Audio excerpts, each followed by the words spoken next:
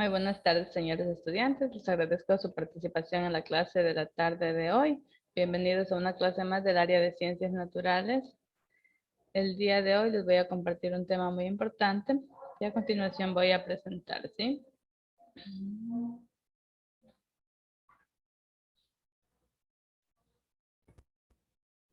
Me indica ahí Miriam, voy a ver por acá. Por favor, Miriam, mande el tema de clase que está abriendo en este momento. Aún no aparece todavía, listo. Solo está en blanco. Ah, ya. Esperemos un ratito. Ya asumo que es por el problema de internet, que estamos un poquito lentos.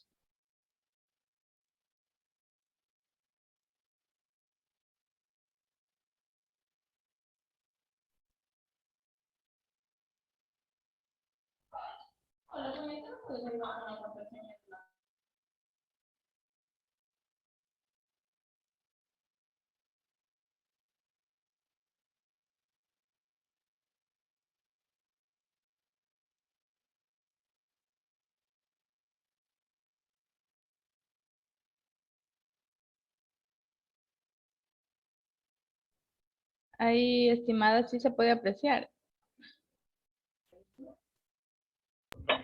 Sí, Lizzy. Ya, muy bien, Mari. Muchas gracias. Listo. El tema que vamos a ver en la tarde de hoy se denomina los virus, ¿sí? Entonces, ¿qué podemos decir de los virus? Me gustaría poder interactuar un poquito con usted, ya que estamos conectadas solo pocos estudiantes, entonces me gustaría que me ayude interactuando, ¿sí? Entonces, a raíz de la pandemia podemos decir que hemos aprendido mucho de los virus, ¿verdad? ¿Qué me puede compartir usted?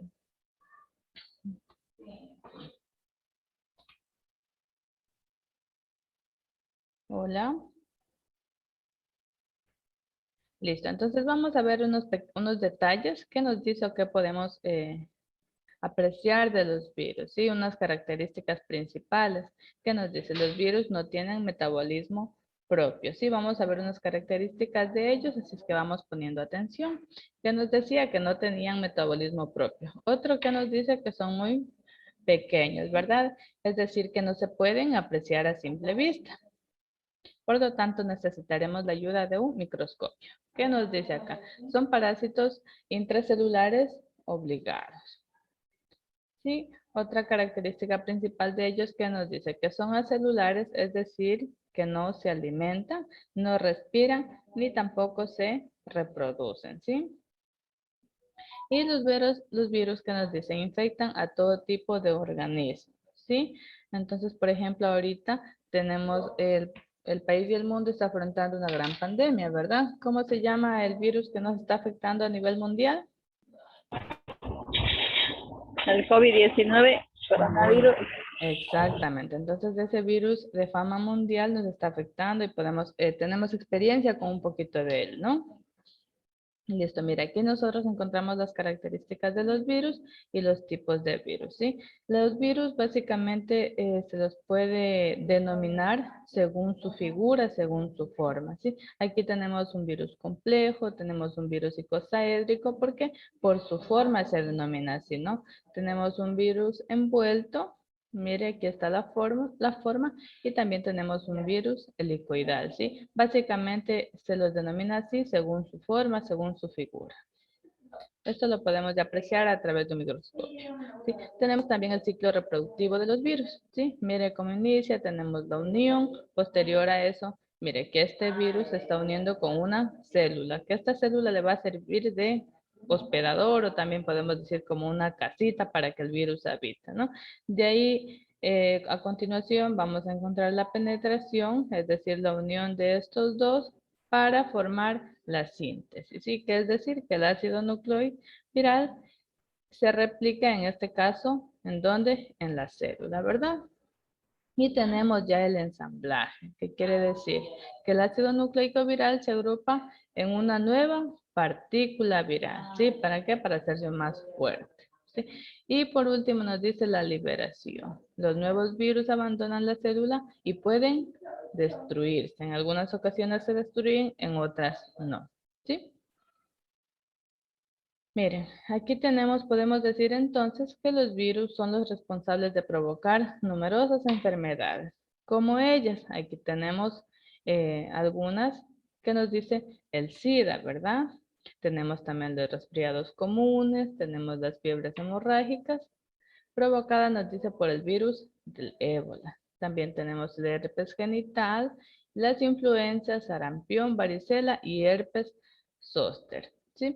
Entonces, miren, todas estas enfermedades de aquí han sido producidas por virus, ¿sí? Que en ocasiones pues llegan y no salen nunca más del cuerpo, ¿sí?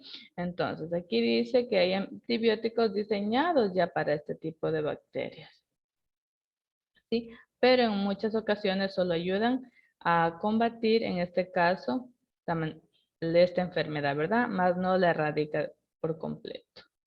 Miren, aquí tenemos nosotros las características comparativas. ¿Cuál es la diferencia entre un virus y una bacteria? ¿Usted qué opina? ¿Será que estos son iguales o serán muy diferentes? Yo creo que del mismo virus se puede llegar a tener, o sea, de las bacterias al virus, más o menos. ¿Ya? Vamos a ver cuál ha sido la función principal en este caso del virus. ¿Qué nos dice? Que posee maquinaria necesaria para su crecimiento y proliferación. ¿Sí? En cambio, ¿qué nos dice la bacteria? Llevar su ADN y su ARN protegidos por la envoltura de proteínas o cubiertas membranosas para su reproducción. ¿Sí? Acá nos dice, puede alojarse en una célula vegetal o una célula animal, ¿sí? Es decir, que tiene que estar dentro de un ser. En cambio, las bacterias pueden, ¿en dónde lo podemos encontrar? En el aire, en el suelo y en el agua, ¿sí? ¿Sí se da cuenta la diferencia? Y nos dice acá, necesidad para vivir. ¿El virus qué necesita? Una célula para vivir, ¿sí? Y nos dice engañarla para reproducirse. ¿Por qué? Porque una vez que ingresa tanto, por decir, en una célula vegetal o una célula animal, necesita de ella para poder vivir. En cambio, acá, mire, la bacteria dice que no necesita nada para vivir. ¿Por qué? Porque la puedes encontrar en el aire, en el suelo o en el agua. ¿Sí? ¿Y qué nos dice? Su forma de reproducción es viral. ¿Sí? Y su forma de reproducción acá es bacterial. ¿Sí? Algunas enfermedades se pueden, en este caso como el virus, son de transmisión sexual, ¿sí? En cambio, la reproducción de las bacterias, no. Listo, aquí tenemos a manera de resumen del virus que nos dice que son parásitos intracelulares. ¿Por qué son intracelulares? Porque habitan dentro de una célula, ¿sí? Entonces estos no son organismos vivos ya que no tienen metabolismo. No poseen sistema de reproducción de energía ni sistema biosintéticos para el crecimiento y la reproducción, ¿sí? No sé si se ha dado cuenta, vamos a citar un ejemplo en la vida cotidiana. Por ejemplo, en nuestra casa, ciertos familiares adquieren una gripa, pero sí se ha dado cuenta que mientras otros familiares, por más que se pudieron haber enfermado todos en la casa, simplemente a él no le dio. ¿Por qué cree usted que sucede eso?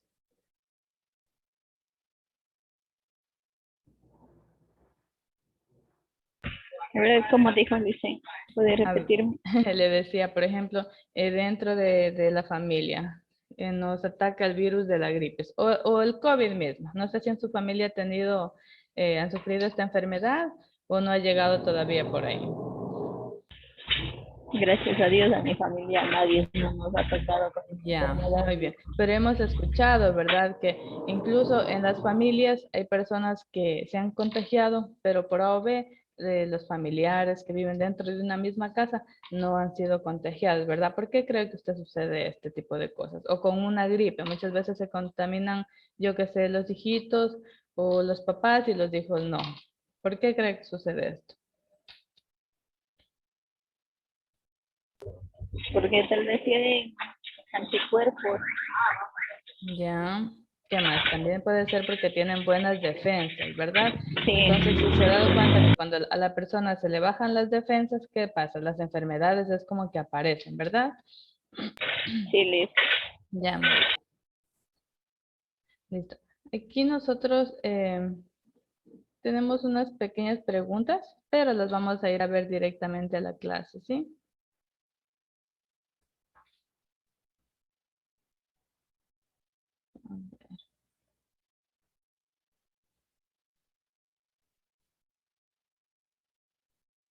No sé si usted ingresó a dar las preguntas de la clase en vivo.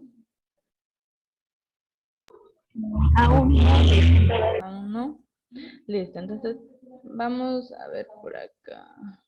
Por acá. Vamos a regresar un poquito a la diapositiva que teníamos por acá.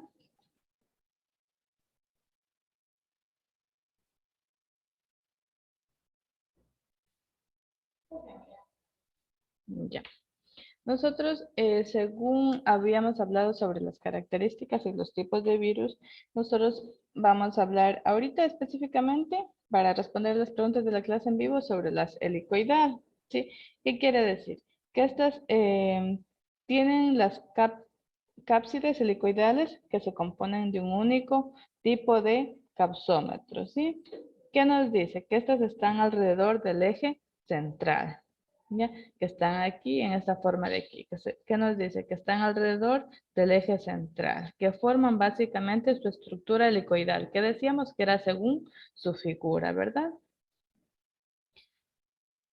Tenemos aquí nosotros como un ejemplo donde podemos citar a un virus que se denomina, que viene del mosaico del tabaco, ¿sí?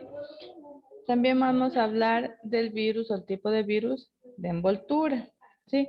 Esta membrana se rellena de proteínas codificadas por el genoma vírico y del huésped, ¿sí? Que es decir, que este se aloja dentro de este tipo de células, ¿sí?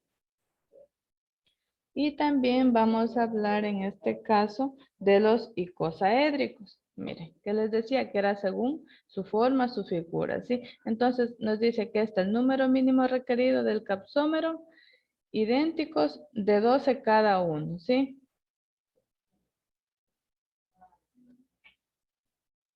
Ahora sí vamos a ver las preguntas de la clase en vivo que tenemos por acá. Ya, si no lo han dado, pueden ingresar a partir de ver este video, pueden ir a dar las preguntas de la clase en vivo, ¿sí? Aquí nos dice un agente infeccioso microscópico celular que solo puede multiplicarse dentro de las células de otros, ¿sí? ¿Qué decíamos del virus? La característica principal, primero sabemos que es un agente infeccioso microscópico. ¿Por qué? Porque no lo podemos ver, ¿verdad? Dice que solo puede multiplicarse dentro de las células de otros organismos. Sí, es lo que vimos sobre las características principales de quién? De los Del virus. ya, muy bien. Entonces ahí tienen la respuesta correcta. ¿Sí? Y acá, ¿qué nos dice? El conocido virus del mosaico del tabaco es un ejemplo. ¿Sí? Entonces, ¿cuál era el ejemplo que citamos? Era el virus helicoidal. ¿Sí? Porque les dije en el ejemplo hace rato que puede ser el virus del mosaico del tabaco. ¿Sí? A ese, ¿cómo se le denomina? Helicoidal. ¿Sí? Ahora, ¿qué nos dice? Esta membrana se rellena de proteínas codificadas por el género vírico y del huésped. Perdón, se me puso del huésped. La membrana lipídica en sí y todos los carbohidratos presentes son codificados completamente por el huésped, ¿sí? Es decir, que habita dentro de él o se tiene que o utiliza una célula como su casita, ¿verdad? Y está recubierto Como por una. protección para estar. Como envoltura. Exactamente. Y a ese se le denomina como envoltura, ¿sí? Porque como usted lo menciona, es como una protección, es una envoltura. ¿Ya? Y el otro que dice, el número mínimo requerido de capsómeros idénticos es 12. Cada uno está compuesto de 5 subunidades idénticas. ¿Cuál era ella? El icosaédrico. Icosaédrica. Sí, entonces esas serían las respuestas a las preguntas de la clase en vivo. Si usted todavía no lo ha dado, puede ingresar a la clase y automáticamente obtener una buena calificación según lo que se ha manifestado aquí en la respuesta de la clase en vivo, ¿sí? Entonces, le dejo ahí para que pueda usted observarlo. Si desea, tome una captura para que pueda ingresar a dar la respuesta de la clase en vivo. Me avisa si captura, si no, para salir de esta página, ¿sí? Sí, me acuerdo. Ya, listo, Miriam, le pongo en la parte de acá para que usted pueda ver cuál es la respuesta correcta y pueda dar pueda obtener una buena calificación. Listo, Miriam, ¿tiene alguna preguntita, alguna duda? No, Liz. Ya, listo, Miriam. Entonces, de mi parte, Le agradezco mucho su participación en esta clase. Le voy a considerar mucho en el caso de que usted tenga alguna actividad pendiente, ¿sí? O tenga alguna notita baja, voy a considerar mucho su participación en clase. Miriam Wastice es su nombre, ¿verdad? Listen, ¿me puede pasar alguna otra materia que tenga baja ¿En qué materia calificación? está bajita? Eh, en matemáticas, Ya, yo voy a revisar cómo están las calificaciones y por su participación voy a interceder, ¿sí? listo, listen, gracias. Ya listo, Miriam, un gusto, que tenga una excelente tarde, cuídese. Igualmente, listo.